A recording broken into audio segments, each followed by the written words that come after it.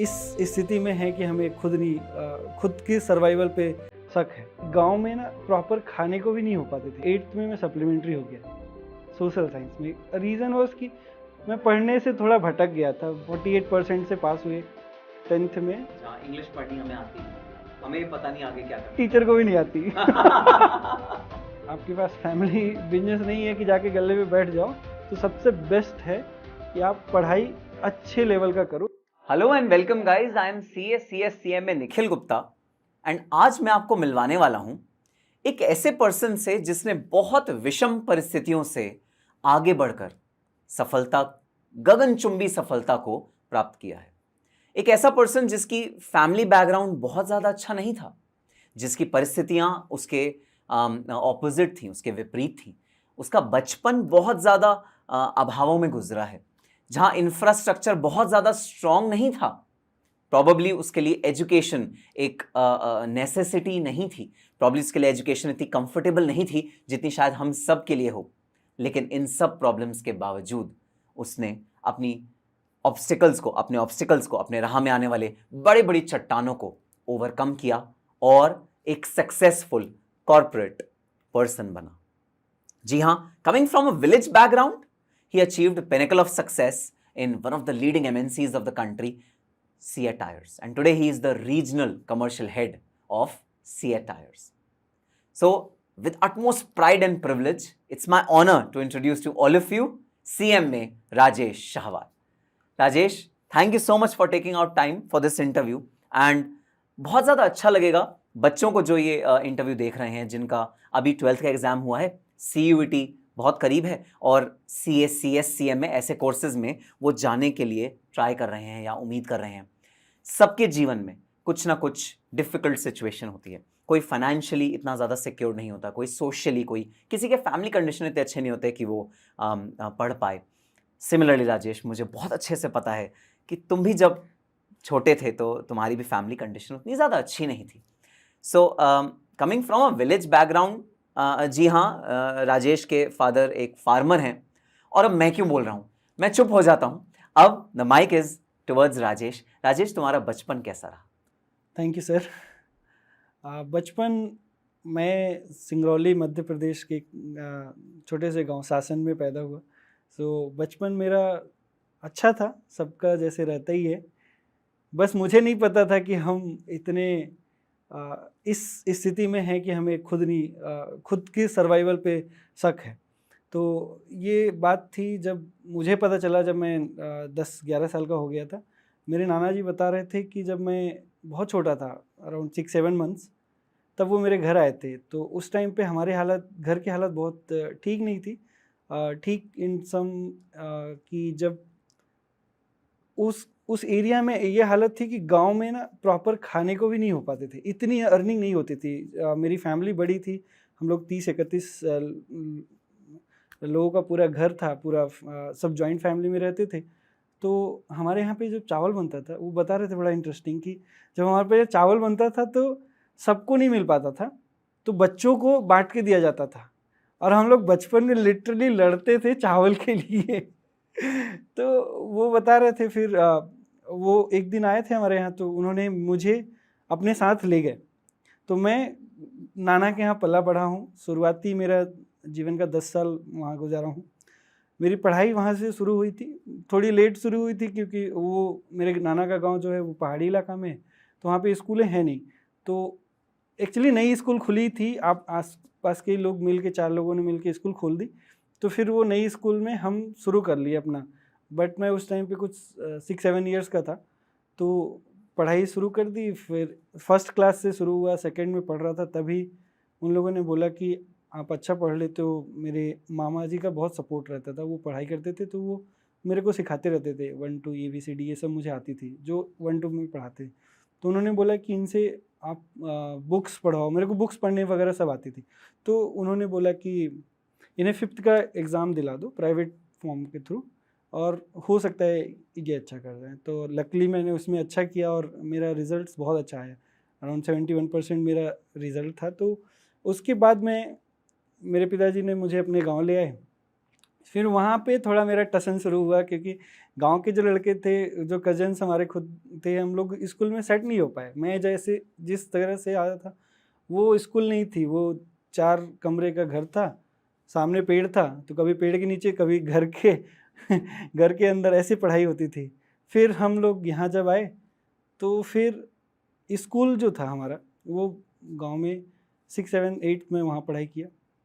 फिर 8th में मैं सप्लीमेंट्री हो गया सोशल साइंस में। रीज़न वॉज कि मैं पढ़ने से थोड़ा भटक गया था, खेलने कूदने में, ये सब काम करने में ज़्यादा इंटरेस्ट रखता था। तो फिर वो मेरा सप्लीमेंट्री वाला मोमेंट जो था कि मैं सप्लीमेंट्री का एग्ज़ाम देने और उसका रिज़ल्ट आने में लेट हो गया। तो फिर मुझे नॉर्मल स्कूलों में एडमिशन नहीं मिला, क्योंकि वहाँ स्कूल एडमिशन्स क्लोज़ हो गए थे। फिर मुझे गवर्नमेंट में ही ऑप्शन था मेरे पास, तो मैं गवर्नमेंट स्कूल, वहाँ की गवर्नमेंट स्कूल में नाम लिखा लिया।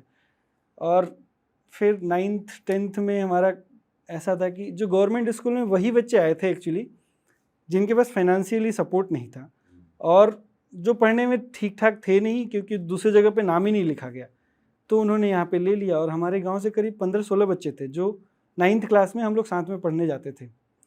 8 किलोमीटर दूर है हमारे गांव से, और वो तो हम लोग साइकिल से, कभी बस से, बस का किराया 1 रुपये हुआ करता था, 1 वे का।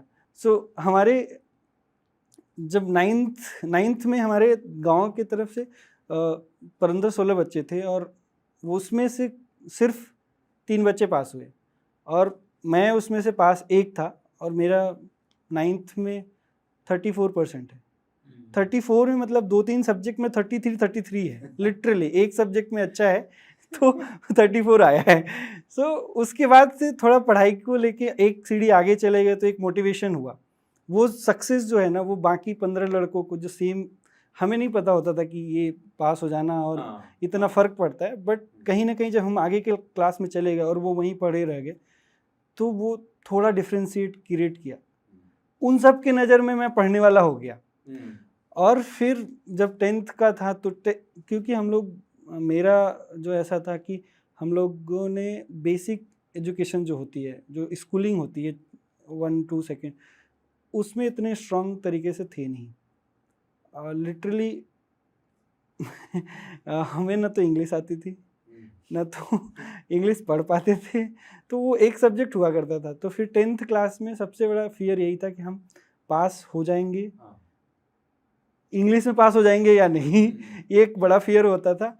फिर हम ऐसे कैसे करके 48% से पास हुए 10th में। फिर इंटरेस्ट ही नहीं था पढ़ने में, तो कोई मतलब ही नहीं आगे करना क्या है, नहीं करना है, ऐसे चल रहा था। तो ऐसी डिफिकल्ट सिचुएशंस में, ऐसे कंफ्यूजन वाली स्टेट में जहाँ इंग्लिश पढ़नी हमें आती नहीं, हमें पता नहीं आगे क्या करना, टीचर को भी नहीं आती तो ऐसे में ये कैसे डिसाइड हुआ कि अब कॉमर्स लेनी है और अकाउंट्स, बिजनेस स्टडीज ऐसे स्ट्रीम में जाना है? कॉमर्स का सर ऐसा था कि हमारी जो स्कूल थी वो 10th तक हमारे लिए नॉर्मल गवर्नमेंट स्कूल थी। 10th के बाद वो एक्सीलेंस बनी। तो एक्सीलेंस का कॉन्सेप्ट ऐसा था कि हर एक डिस्ट्रिक्ट में एक एक्सीलेंस गवर्नमेंट स्कूल होती थी। एक्सीलेंस जैसा वर्ड है वो उसका काम भी वैसा ही था। और तो एक्सीलेंस में क्या किया उन्होंने कि सारे अच्छे टीचर्स जो उनके इस एरिया के थे, अच्छे प्रिंसिपल को लेके आए, और वो एक्सीलेंस के साथ साथ स्कूल में पहली बार कॉमर्स इंट्रोड्यूस हुआ। तो हम लोगों के पास ऐसे कोई खास इंटरेस्ट नहीं था कि हम मैथ में पढ़ लें। एक्चुअली इंटरेस्ट था मैथ में, बट मैथ का कट ऑफ जो था वो 70% था, वो मेरा था नहीं। उसके बाद बायो का ऑप्शन था, वो मेरा इंटरेस्ट नहीं था। तो ऑप्शंस जो बचे थे वो आर्ट्स एंड कॉमर्स और होम साइंस बचा था। तो फिर कॉमर्स नया लगा। फिर हम 4-5 दोस्तों ने मिलके कॉमर्स के फॉर्म भरे। और इंटरेस्टिंग बात यह है कि कॉमर्स के फॉर्म में ना सब्जेक्ट्स भरने होते, कौन कौन से सब्जेक्ट है। हम 5-6 लोगों ने सबने गलती लिखा था फिर उसके बाद कॉमर्स की ऐसी जर्नी शुरू हो गई। कॉमर्स 11th में जब पढ़ रहे थे तो 12th वाले कोई थे नहीं, हम ही लोग थे। तो एक जो सपोर्ट होता है ना, वो कहीं ना कहीं स्कूल में नहीं था। रीज़न, स्कूल में क्वालिटी सपोर्ट नहीं था। टीचर्स तो थे, बट जो कहते हैं नई शुरुआत हमेशा टफ होती है, तो वो थी। उसके बाद हमने फिर 12th वहाँ से किया। 12th भी अच्छा था हमारा। हमने 12th में जो पढ़ाई की वो ऐसी थी कि हमने अकाउंट्स की कोचिंग कर लिए तो पास हो गए, और पास के बाद मैं पास हुआ हूँ 53% में, और इंग्लिश वाली कहानी यहाँ पे भी चलती रही। मेरी जो इंग्लिश के मार्क्स हैं वो है 28 और पासिंग मार्क्स चाहिए था 33, तो वो 5 नंबर का जो ग्रेस है ना, वो आपको लाइफ में बहुत आगे लेके जाता है, ये मैं दावे के साथ कह सकता हूँ। उसके बाद हम 12वीं पास हो गए। फिर ये हुआ कि अब वहाँ पे कॉलेज भी है, तो वहाँ पे मेरे पिताजी ने बोला कि अगर आपको पढ़ना है तो अच्छे से पढ़ाई करो, ये टाइम पास से काम नहीं चलेगा। और ये तो मेरा एक दोस्त था जिसने 12th में 93% लेके आया था। मुझे लिटरली नहीं पता था कि ये आगे क्या करने वाला है और कैसे करने वाला है। बस पिताजी ने ये बोला कि आपको पढ़ना है तो अच्छे से पढ़ाई करो, आप फिर ये छोड़ दो, या फिर आपको गाड़ी खरीद के दे देता हूँ, आप गाड़ी चलाओ। तो मेरे को लगा कि अभी गाड़ी चलाना मेरा शौक था, बट मैं तो उधर ही इंटरेस्टेड था। फिर माताजी ने बोला नहीं, आप पढ़ाई कर लो। उन सब का जो सुझाव था वो था कि पढ़ाई कर लो। फिर मुझे खुद नहीं पता था, तो उस दोस्त को फॉलो किया। उस दोस्त ने मेरे को मेरे घर से 200 किलोमीटर दूर रीवा करके एक जगह है जहाँ पे कॉलेज के लिए ले आ गया। तो हमने शुरुआत के 5 महीने BBA में एडमिशन लिया। BBA क्या है, 100% इंग्लिश है, और लिटरली हमें समझ में नहीं आया कि हमें क्या करना चाहिए, हम दोनों को नहीं समझ में आया। तो फिर हमने 5वें महीने में एग्ज़ाम फॉर्म के टाइम पे जाके प्रिंसिपल के ऑफिस में पैर पकड़ के कि सर हमें हिंदी मीडियम में कर दो। बोले हिंदी मीडियम में BBA नहीं होता है, तो तुम लोगों को दूसरा कुछ करना पड़ेगा। तो फिर हमने BCom ऑनर्स कर लिया। वो BCom ऑनर्स करके BCom ऑनर्स चलता रहा। वो 3 साल हमारे कॉलेज के बहुत अच्छे थे। इस पीरियड में मेरा इंटरेस्ट टुवर्ड्स जो एजुकेशन है ना, पढ़ाई लिखाई, वो मुझे बहुत अच्छे से रियलाइज़ हो गया कि अगर मैं कुछ कर सकता हूँ, कुछ अच्छा कर सकता हूँ, तो वो है पढ़ाई। अगर आपके पास रिसोर्सेस नहीं हैं, आपके पास फैमिली बिजनेस नहीं है कि जाके गले पे बैठ जाओ, तो सबसे बेस्ट है कि आप पढ़ाई अच्छे लेवल का करो। ये हमें उस कॉलेज के दिनों ने सिखा दिया। तो राजेश, ये अच्छे लेवल की पढ़ाई करने का जो ऑब्जेक्टिव था, ये दिल्ली की तरफ कब रुक कर गया? और ये कॉस्ट एंड मैनेजमेंट अकाउंटेंसी जो पूरी कंट्री का one of the toughest courses है, CS CMA, जो ये फाइनेंस प्रोफेशनल्स के लिए सबसे अच्छा कोर्स माना जाता है हमारी कंट्री का, इसकी तरफ कैसे दिमाग आया? और ये दिल्ली की तरफ कैसे तुम्हारा दिमाग आया कि मैं दिल्ली जाऊँ, वहाँ पर मैं CMA करूँ? सो ये भी सर हमारे लिए क्या था कि हम जब कॉलेज कर रहे थे, कॉलेज टाइम पे, उस टाइम पे एग्ज़ाम्स बहुत फोकस में थे। IBPS जो बैंकिंग एग्ज़ाम होता है, वो बहुत फोकस में था। SSC का एग्ज़ाम बहुत फोकस में था, उसके लिए लोग तैयारी करते थे। तो हम लोगों ने भी क्या किया, हम 2-3 दोस्तों ने मिलके वहाँ पे एक कोचिंग चलती थी, वहाँ पे शुरू कर दिया था। मैथ, रीजनिंग सब क्लासेस शुरू कर दी। वो कर रहे थे, बट हमें सच में नहीं पता था कि बैंक में ही जॉब करना है क्या है, बट कर रहे थे, सब कर रहे थे, हमारे क्लास के सारे बच्चे कर रहे थे, तो हम भी कर रहे थे। फिर एक दिन ऐसा हुआ कि हमारे जहाँ पे मैं कोचिंग करता था, उसके जस्ट सामने एक छोटी सी कोचिंग थी, एक शटर की कोचिंग थी वो उसमें लिखा था स्पीड एकेडमी। वहाँ पे क्या होता था, CA CMA CS तीनों लिखा हुआ था। और मैं चला गया, हम लोग ऐसे ही चले गए कि यहाँ पे क्या मिलता है, मतलब वो होता है ना, आप क्यूरियोसिटी में चले जाते हो कि इधर क्या रिसेप्शनिस्ट बैठे हैं तो क्या बताते हैं, कैसे पढ़ाई होती है, ऐसी जानकारी के लिए चले गए। तो फिर उन्होंने वहाँ पे क्लासेस जो थी वो CMA की चल रही थी उस टाइम पे, CA के बच्चे नहीं थे, CA फाउंडेशन के बच्चे थे। तो जो सर थे, रजनीश मिश्रा जी थे, वो उन्होंने क्या बोला कि आप लोग, हम 2 दोस्त गए थे, आप लोग CMA कर लो। उन्होंने क्यों बोला ऐसा, उसका 2 रीज़न शायद हो सकता है। एक तो मैं उस टाइम पे ग्रेजुएशन फाइनल ईयर में था, तो मैं CA अगर शुरू करता तो वहाँ से 4 साल लगते, वो एक प्राइम रीज़न था। मैंने अभी बाद में उनसे पूछा कि सर आपने ऐसा क्यों किया, मुझे CA क्यों नहीं बताया कि CA ऐसा होता है, CMA ऐसा होता है एंड ऑल। तो वो एक रीज़न था। फिर हमने वहाँ से क्लासेस शुरू कर दी, CMA की क्लासेस लेनी शुरू कर दी। करीब 2-3 महीने हमने फाइनल ईयर के फाइनल सेमेस्टर में 3 महीने वहाँ पे क्लासेस ली। तो उसका इंटरेस्ट जो है ना वो जग गया कि अरे अगर हम CMA करेंगे और CA करेंगे तो हमें अच्छा हो सकता है। फिर ये उस तो पीरियड में, हाँ sorry to interrupt you, but इसकी फीस का जुगाड़ कैसे करते हो तुम? क्योंकि कोचिंग की फीस तो कंसिडरेबली हाई होती है, ऊपर से जो एडमिशन रजिस्ट्रेशन की फीस है वो भी बहुत ज़्यादा हाई नहीं है, ये तीनों कोर्सेज में रीजनेबल है, लेकिन फिर भी एक पर्सन जिसके पास शायद उतना फंड्स का अवेलेबिलिटी नहीं है वो नहीं कर सकता, तो कहाँ से फीस आती है? फीस का सर एक्चुअली जो है, मैं बोलूँ तो CA CMA और CS, अगर कोई इन कोर्स को परस्यू करना चाहे तो इनका फीस इतना ज़्यादा नहीं है, बट इनसे कोचिंग्स जो स्टडी के रिसोर्सेस हैं वो बहुत कॉस्टली हैं। तो उस टाइम पे तो हमने रजिस्ट्रेशन भी नहीं लिया था, तो सिर्फ वहाँ पे और कुछ तो डेमो क्लासेस में हमारे 1-1.5 महीने चले गए रियलिटी में तो उस टाइम पे हमारा ऐसा चल रहा था। बट मैं जब ग्रेजुएशन के ख़त्म होने वाला था उस टाइम पे मैं सीरियस हो गया कि अब मुझे CMA करना है। फिर मैं घर पे बात किया और हम 3 भाई हैं, तो उस टाइम पे मेरे से जो छोटे भाई हैं उन्होंने डिसीजन लिया, उस टाइम पे ही वो 12th पास किया था। हम लोगों का टाइम था जब हम बहुत ये सोचते थे कि हमारे घर से कोई पास नहीं हुआ है तो हम पास कैसे हो जाएं, और वो अच्छे परसेंटेज से मैथ से पास हुआ था। तो उसने डिसीजन लिया कि मैं यहीं से डिप्लोमा कर लेता हूँ होम टाउन से, क्योंकि वो बाहर जाता है इंजीनियरिंग के लिए तो पैसे वो मैनेज नहीं हो पाते। फिर पिताजी एक ही लोगों को पढ़ा सकते थे उस टाइम पे, तो फिर उन्होंने उसकी डिसीजन की वजह से मुझे दिल्ली भेजने का जो एफर्ट है ना वो आ गया। तो आई थिंक कहीं ना कहीं जो सेक्रीफाइस होती है आपके फैमिली के द्वारा वो वर्थ इट होती है बाद में, अगर आप उस पर उनको जो उम्मीद है उस पर अगर सही तरीके से ईमानदारी से काम करो तो इंडिकेशन एकदम क्लियर है।